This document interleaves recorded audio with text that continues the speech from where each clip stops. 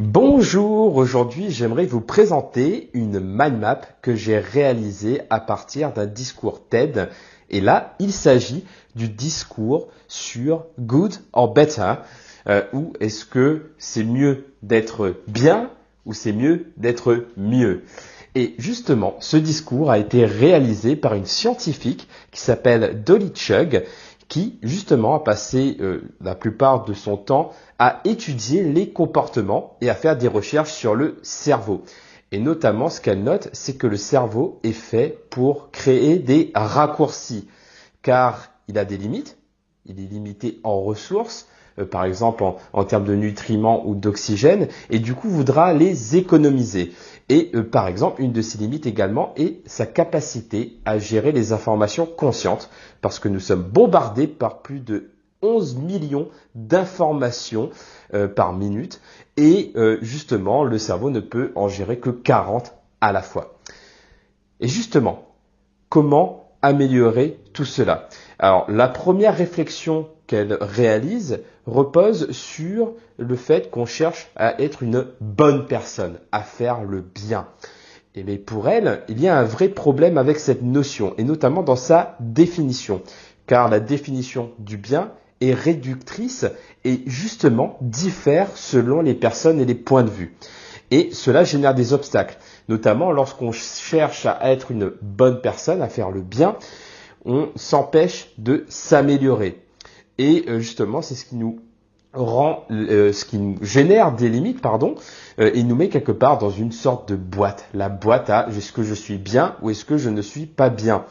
Et justement, lorsque on réfléchit de cette manière-là, de cette manière absolue, cela va nous générer des erreurs, notamment relationnelles. Si justement on cherche à faire le bien, ça peut nous rendre défensifs. Si on dit t'as fait quelque chose de bien ou de pas bien, ça peut générer un sentiment d'injustice et c'est souvent biaisé au niveau de l'inconscient. Justement, comment aller un peu plus loin? On se rend compte que le fait de réfléchir en termes de bien va générer des limites et au niveau justement de la rationalité. La rationalité délimitée, comme elle appelle, est quelque chose de noble, mais cela a un prix. Et justement, on utilise cette rationalité délimitée, notamment dans le domaine scientifique, ce qui est important justement pour faire des découvertes. En revanche, ce qui peut poser des problèmes est au niveau justement de l'éthique. Donc, elle parle également de délimitation de l'éthique, d'éthique délimitée, et justement, qui aura des impacts sur les comportements, sur les décisions.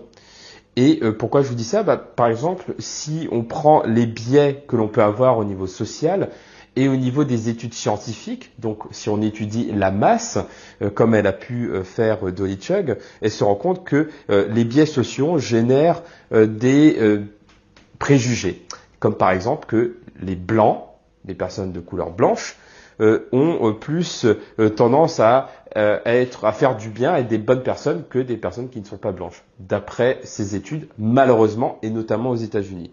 Et c'est pour cela que l'on voit tous ces problèmes justement liés aux tensions raciales qu'il peut y avoir dans ce pays-là. Et aussi, un autre exemple de biais cognitif généré par cette délimitation, c'est de percevoir les hommes qui ont tendance à être plus profil scientifique. Bien entendu, comme vous pourrez le comprendre, cela n'est pas vrai, ce ne sont que des perceptions. Et justement, on sous-estime souvent ce type de perception et notamment les intérêts personnels et les différences de point de vue. Alors, comment faire pour éviter de tomber dans ces pièges? Alors, ce que propose justement Dolly Chugh, c'est de relever des défis. Parce que relever des défis nous permet de grandir. Et cela nous offre aussi la possibilité de faire des erreurs qui nous permettent d'apprendre. Et justement, le fait d'être dans cet état d'esprit, de se dire que je vais relever des défis et que je vais m'améliorer, donc je ne vais pas avoir une vision absolue, je vais avoir une vision de processus et être dans un processus d'amélioration.